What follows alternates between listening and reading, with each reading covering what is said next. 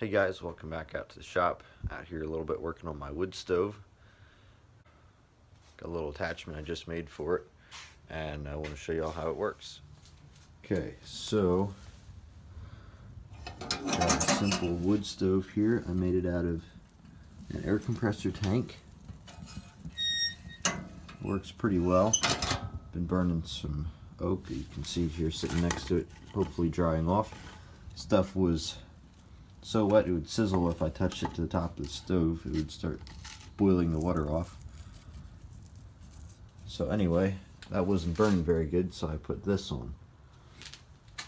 This is a 1-pound propane tank bottle that I have strapped onto a bracket, bolted onto here. And what I've done is I've brazed a small 1/8" plate on the bottom to give me some thickness. I threaded that, and then I took one of these orifice fittings. This is actually an orifice from a gas furnace.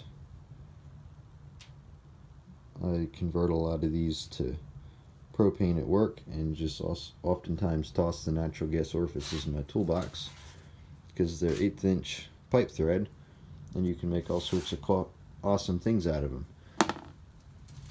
So I've drilled that out to 3/8 and soldered a 3/8 copper pipe in, or copper tube in. Ran that down to this fitting. This is a 3/8 compression by 3/8 male pipe thread. Came from an air compressor, I believe. This 3/8 ball valve, I have no idea where I got it from. A 3/8 thread by 3/8 hose barb fitting I had left over from putting transmission cooler in my truck. Piece of transmission cooler hose.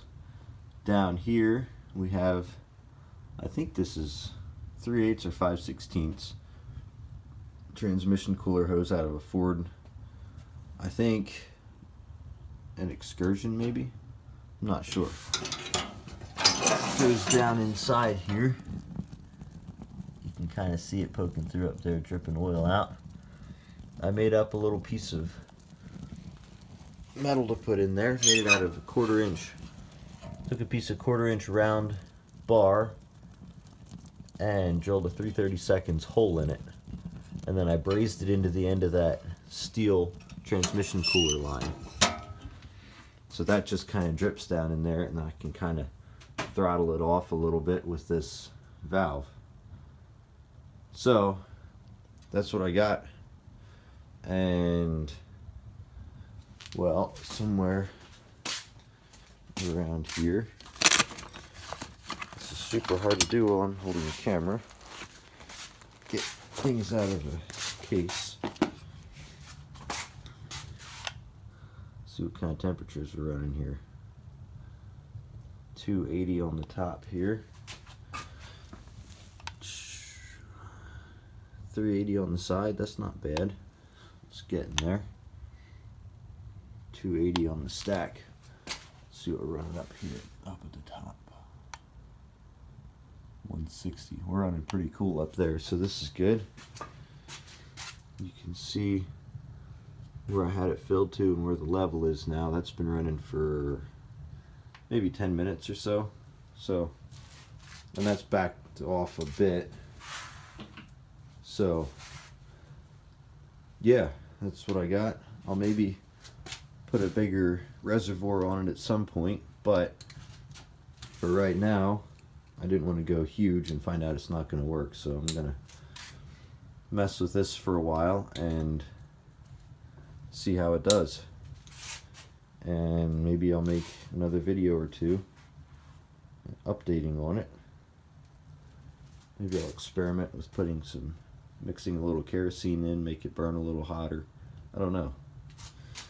But as you can see, there's really not much wood in here. And right there you can kind of see the oil on that piece of bark. And it's burning pretty decent. Not too bad.